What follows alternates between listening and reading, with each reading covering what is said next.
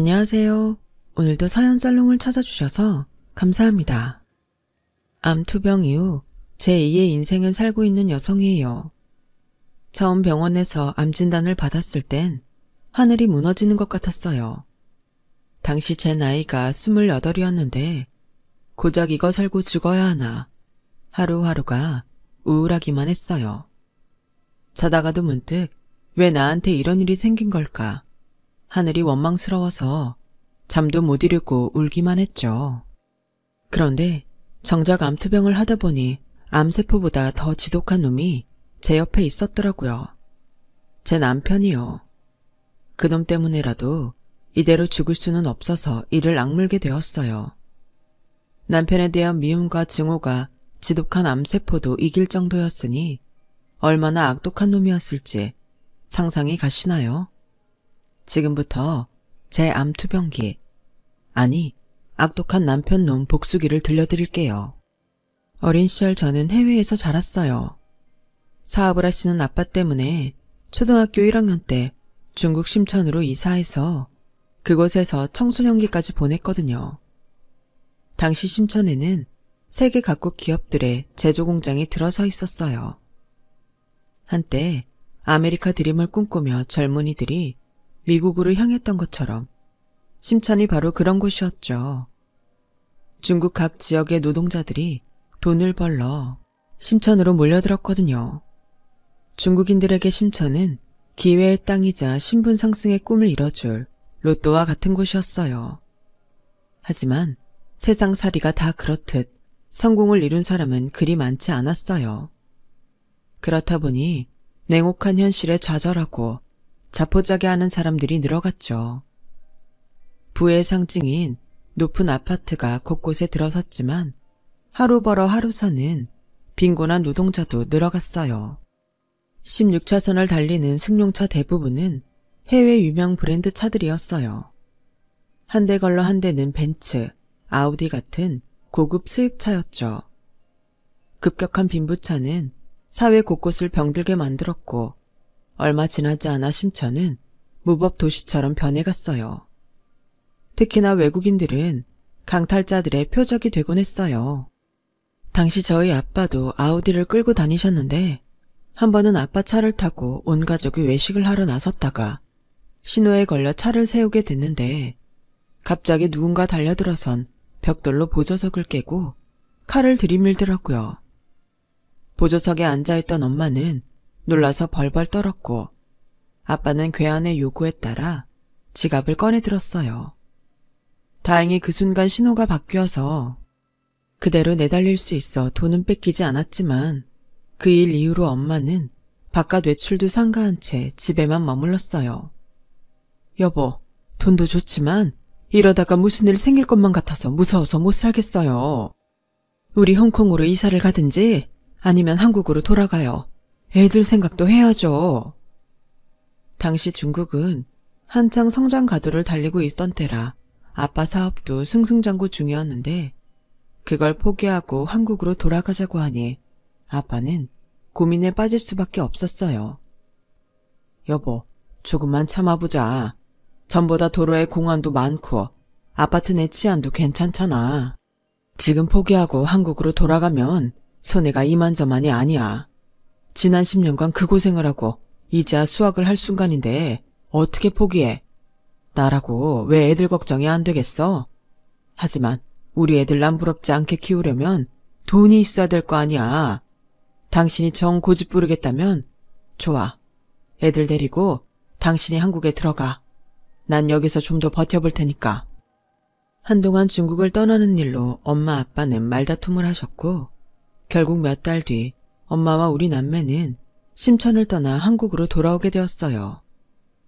초등학생 때부터 중국에서 교육을 받았던 터라 한국 학교에 적응이 힘들 줄 알았는데 오히려 반대였어요. 중국 교육은 한국보다 강압적이고 약간 무대뽀 같은 반면 한국은 꽤 자유로운 편이었거든요.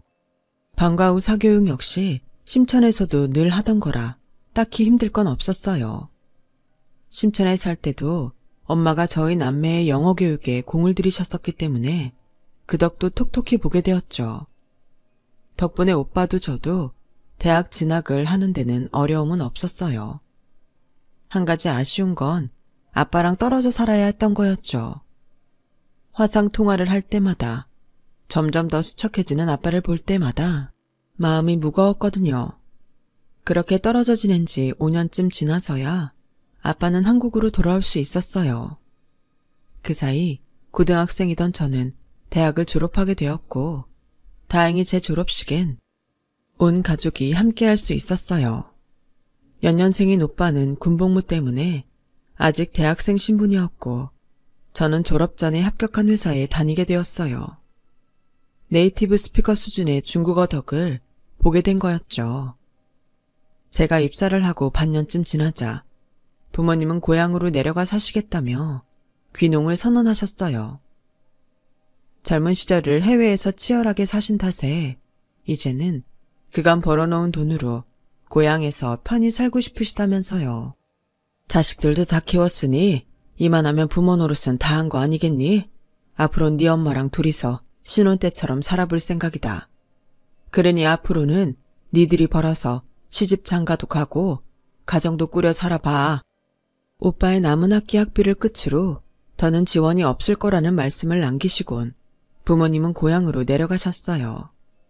거기다 오빠까지 친구와 살겠다며 집을 나가는 바람에 저는 오피스텔로 이사를 했어요. 처음엔 좋았어요. 난생 처음 혼자서 살게 된 터라 집 꾸미고 살림 늘리는 재미가 쏠쏠했거든요. 그런데 시간이 지나자 재미보다는 불 꺼진 집에 돌아와 밥도 혼자 먹고 TV도 혼자 보고 쉬는 날엔 말 한마디 않고 사는 생활이 우울하더라고요.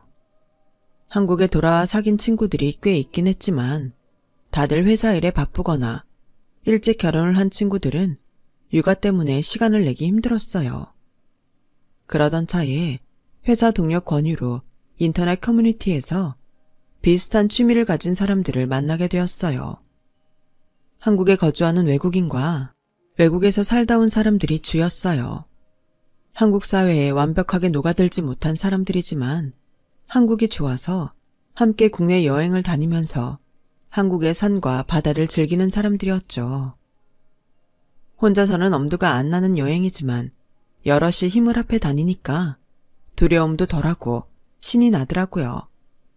각자 인터넷이나 지인을 통해 얻은 정보를 모임에 나와 나누기도 하고 한국살이에 어려움도 나누곤 했어요. 그런데 언제부턴가 외국어를 배우러 가입한 한국인들이 늘면서 커뮤니티가 변질이 되기 시작한 거예요. 그런 부류의 사람들은 주로 백인 위주의 젊은 이성들을 타깃으로 삼아 연애 목적으로 접근하곤 했는데 연애를 시작하면 커플이 동반으로 커뮤니티를 탈퇴하곤 했어요. 굳이 귀찮게 여행까지 다니지 않아도 영어를 가르쳐줄 상대를 구했으니 더는 커뮤니티가 필요 없다 이거였죠. 모처럼 좋은 모임을 통해 주말마다 여행도 다니고 말동무도 사귀었던 저로서는 무척 안타까웠어요. 남편과 만나게 된 건 그 무렵이었어요. 하루는 커뮤니티에서 함께 활동하던 남자분이 제게 톡을 했더라고요. 이 사람이 바로 훗날 제 남편이 된 남자예요. 남편은 이번 주말에 강화도 전등사에 갈 건데 시간이 되면 같이 가자더군요. 안 그래도 심심했던 터라 두말 않고 바로 가겠다고 했죠. 모처럼 사람들과 여행을 떠난다는 생각에 들떠서 생각하고 자시고 할 겨를이 없었거든요.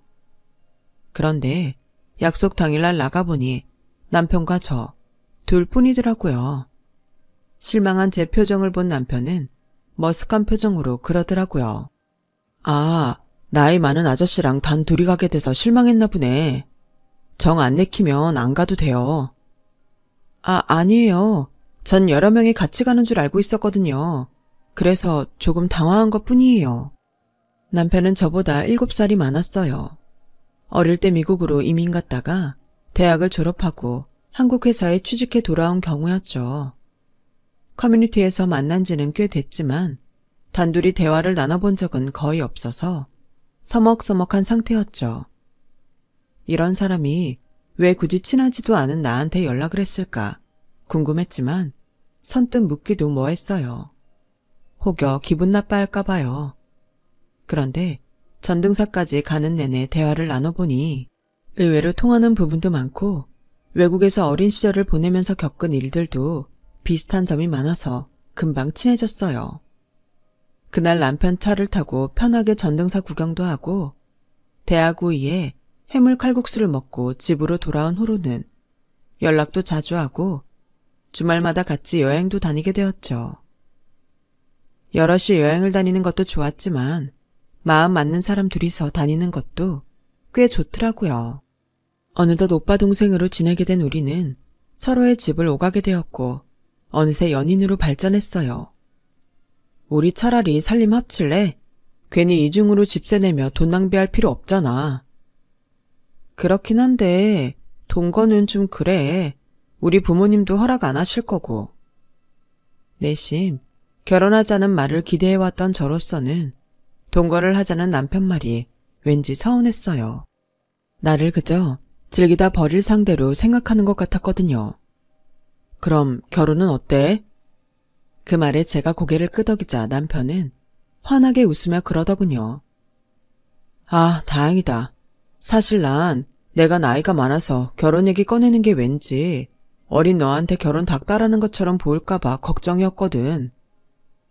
얘기를 듣고 보니 남편 입장에서는 그럴 수도 있겠다는 생각이 들었어요. 나중에 알고 보니 다른 이유였지만요. 저희 집에서는 일찌감치 결혼 허락을 받았지만 시부모님은 미국에 살고 계셔서 인사드릴 기회가 없었는데 생각지 못한 일로 만나게 된 거예요. 미국의 트럼프 정부가 들어서면서 시작된 이주민 추방 분위기가 거세졌는데 그게 한인 사회에도 파장을 일으키면서 저희 시부모님이 한국으로 돌아오시게 된 거예요. 정확한 사연은 모르겠지만 오랜 시간 미국에 살았으면서도 제 남편과 시누이와는 달리 시부모님은 시민권조차 얻지 못했던 모양이에요. 그러다 아들이 한국에 터를 잡은 차에 미국 정부의 압박까지 거세지자 결국 한국행을 결심한 거였죠. 그 바람에 저는 시부모님을 만날 수 있었어요. 미국에서 오래 사신 분들이라고 하기에는 영어 실력이 많이 짧으신 것 같아 보였어요. 쉬운 단어들만 영어로 하시고 문장은 한국어더라고요. 그런데도 말끝마다 한국과 미국을 비교하시며 한국을 비하하는데 듣기 불편하더라고요. 그래, 부모님은 시골에 사신다고? 그럼 농사 지으시겠네? 힘드시겠다. 미국은 농사를 지어도 땅이 하도 넓으니까 기계가 다 하거든. 근데 한국은 땅덩이가 좁아서 죄다 사람 손으로 하잖아. 아, 생각만 해도 쏘하드야. 그럼 학교는 컨트리에서 다녔어? 아니요. 중국 심천에서 살다가 고등학생 때 한국에 돌아와서 한국에서 다녔어요. 중국? 오 마이 갓. 후진국에서 살았구나. 집이 많이 어려운가 보네. 중국에서 살다가 한국에 와선 시골에서 살고. 마치 헐벗은 거지를 보는 듯 안 됐다는 표정으로 저를 바라보시는데 기분이 묘하더라고요. 이거 미국에서 올 때 사온 건데 한번 먹어보겠어? 한국에선 돈 주고도 못 사는 거라고. 이게 한 2, 3불 하는데 우리 애들이 어릴 때부터 많이 먹던 거라서 내가 일부러 코스트코에 가서 사온 거야. 시어머니는 초코바를 하나 내밀며 미군이 헐벗은 전쟁 고아들한테 미제 초콜릿을 던져주듯 했어요. 한국에 있는 코스트코에서 버젓이 팔고 있는 제품을 말이죠. 알려드릴까 하다가 초면에 기분 상하게 할 거 뭐 있냐 싶어 고맙다고 말씀드리고 받았죠. 시어머니의 이런 태도가 변하게 된 건 상견례 때 저희 부모님을 만나고 난 뒤였어요.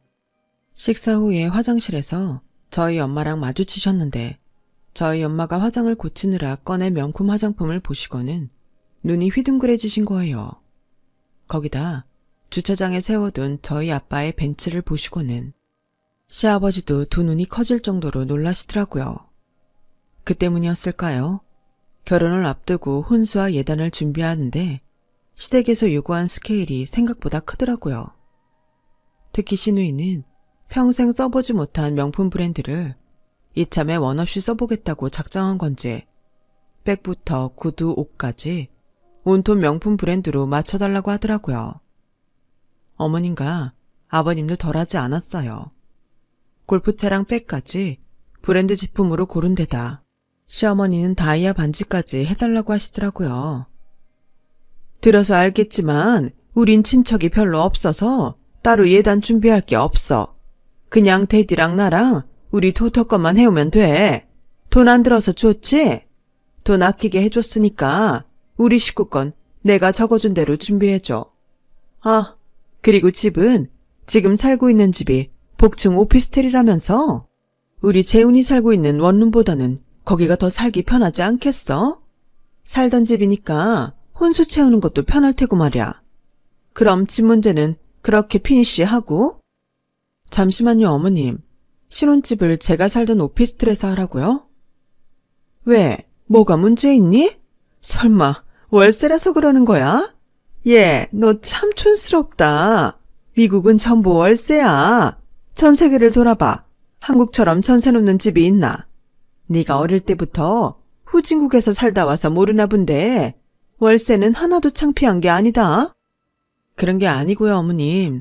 제가 혼수랑 예단 비용으로 수천에서 1억 가깝게 쓰는데 집까지 제 집에서 사는 거면 재훈 씨는 뭘 해오는 건가요? 처음부터 양가 부모님 도움 없이 저희 힘으로 하기로 한 결혼이에요. 서로 반반 부담해서 하는 게 맞지 않을까 생각해요. 그래서 말인데요. 말씀하신 예단은 도저히 제 힘으론 불가능해요.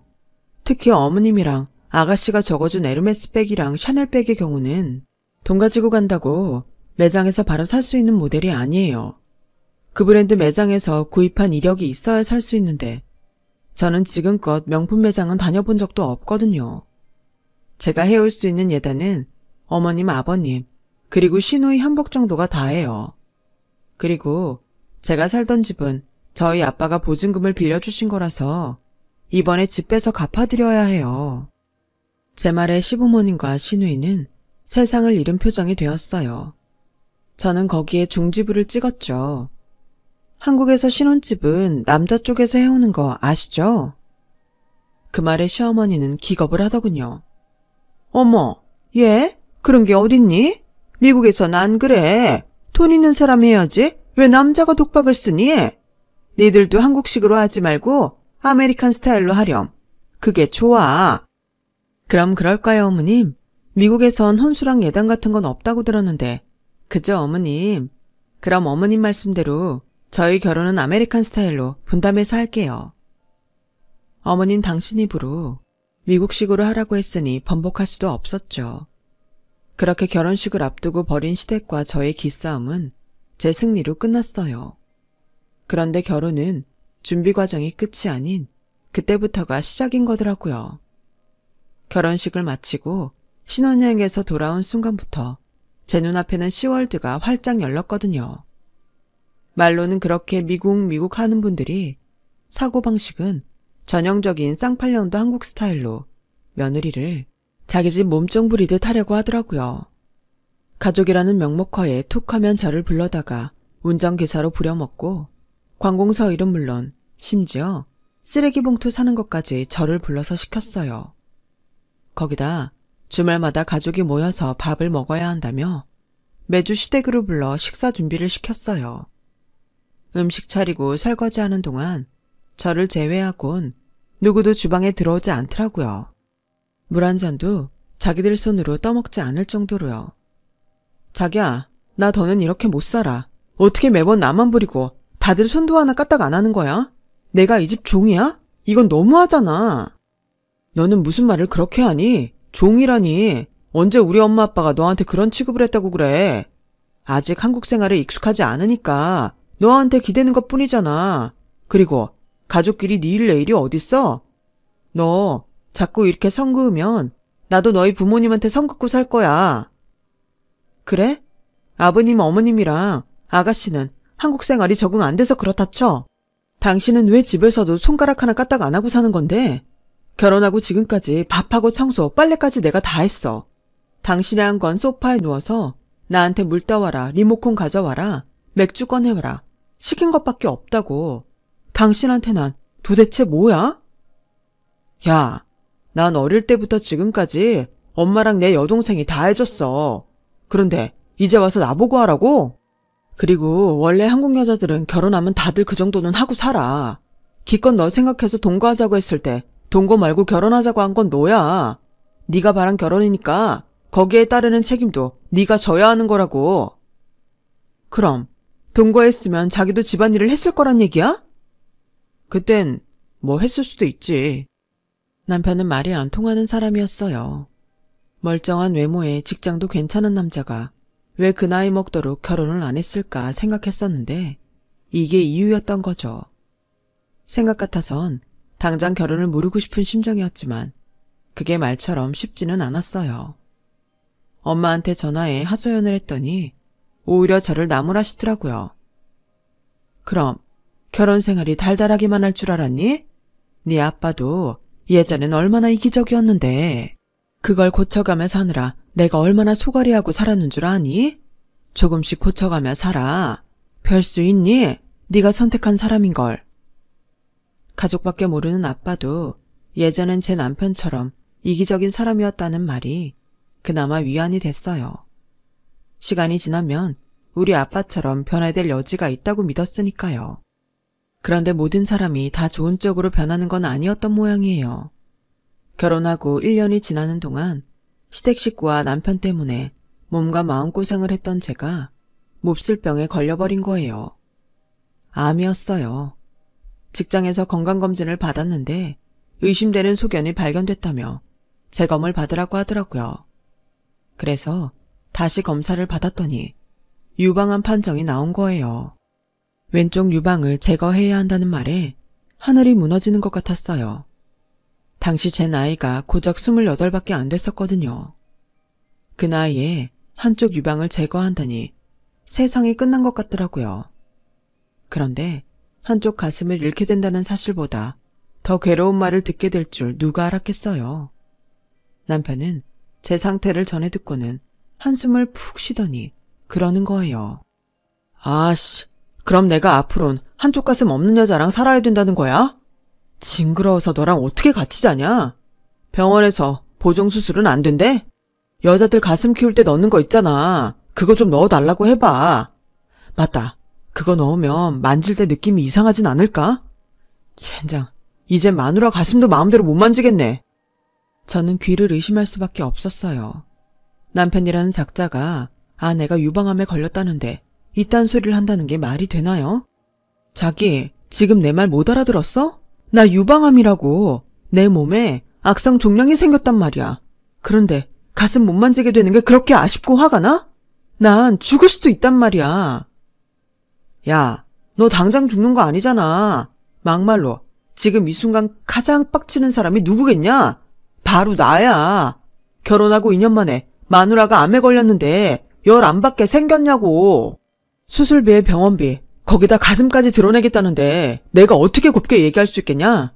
암튼 나 그냥 이대로는 못 넘어가. 받을 건 받아야겠어. 씩씩대던 남편은 휴대폰을 꺼내 어디론가 전화를 걸었어요. 처음엔 자기 부모님한테 제가 암에 걸렸다는 사실을 전하는 줄 알았는데 호칭을 들어보니 저희 부모님한테 전화를 한 거더라고요. 장인어른, 예림이한테 얘기 들으셨죠? 네, 그 일로 전화드렸습니다.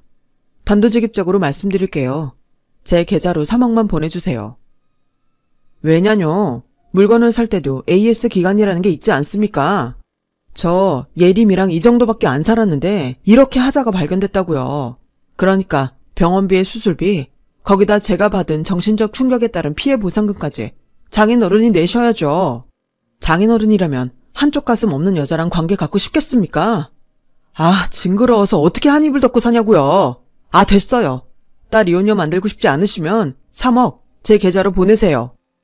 남편은 지 악을 써가며 할 말만 하고 전화를 끊었어요. 그 모습에 그나마 남아있던 쥐똥만한 정까지 다 떨어지더군요. 야, 네가 이기적인 놈인 건 알았지만 어떻게 중병에 걸린 아내를 두고 그딴 개소리를 짓거릴 수가 있니? 네가 그러고도 인간이야? 우리 아빠한테 3억을 물어내라고? 내가 네 소유니? 네가 돈 주고 날 사기라도 했어? 결혼하고 지금까지 니네 집일에 종처럼 부려먹기만 해놓고 병드니까 이제 와서 환불받겠다는 거니? 말해봐, 이 개새끼야. 그 나이를 처먹고도 그 정도 사고밖에 못하는 인간이라니? 이런 걸 그동안 인간 대접해온 내가 정신 빠진 년이지.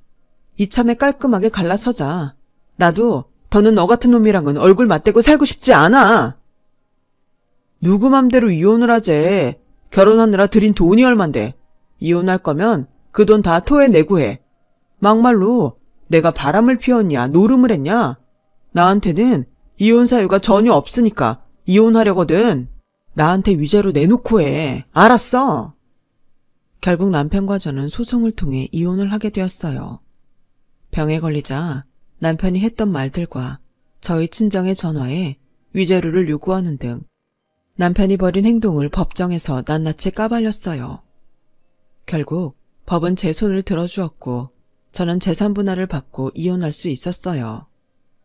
암에 걸렸다는 사실에 망연자실했던 저는 남편 놈에 대한 복수심에 삶의 의지를 불태웠고 결과적으로는 제게 있어선 긍정적인 결과를 가져왔어요. 수술을 성공적으로 끝낸 저는 투병 생활을 하는 와중에 온라인 중국어 교육 사업을 시작했어요. 사업도 사업이지만 입소문을 타고 1:1 맞춤 강의도 다니게 되었죠. 주로 중국 진출을 하려는 연예인과 기업 간부들이 저를 찾았어요. 덕분에 상류층 인맥도 넓힐 수 있었고 강의료도 두둑이 챙길 수 있었죠. 그러던 어느 날이었어요. 모기업 통역을 해주고 인센티브를 받아서 부모님께 선물을 사드리려고 백화점 명품관에 갔는데 거기서 우연히 전 남편과 마주친 거예요.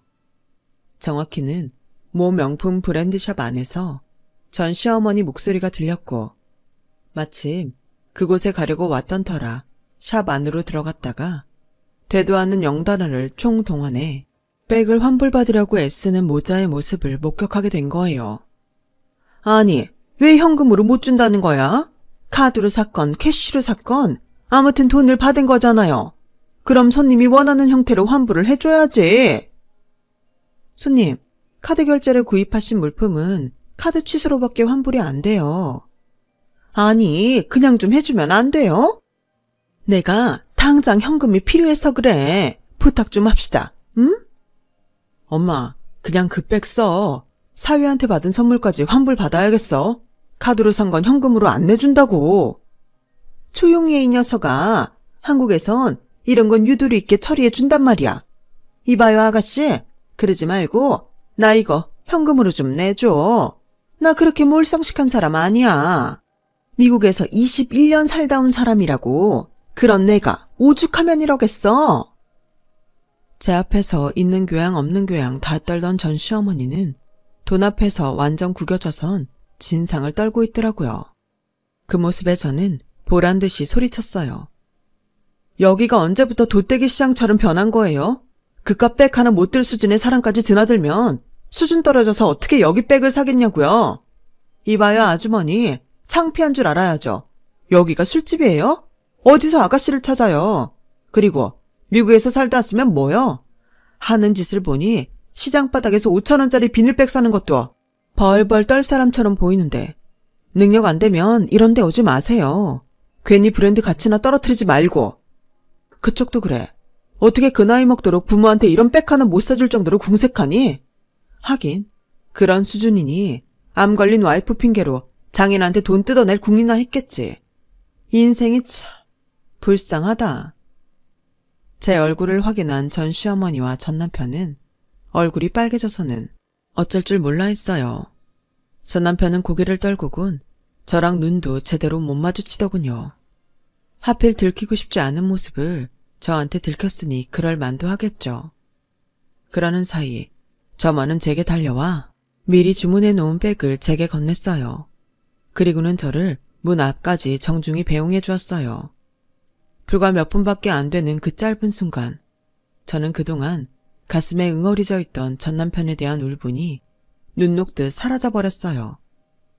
그건 비단 명품백을 살 정도로 내가 돈을 많이 벌어서가 아니에요. 병마와 싸우면서도 내가 내 인생을 포기하지 않고 열심히 달려왔다는 거에 대한 기특함 때문이었죠.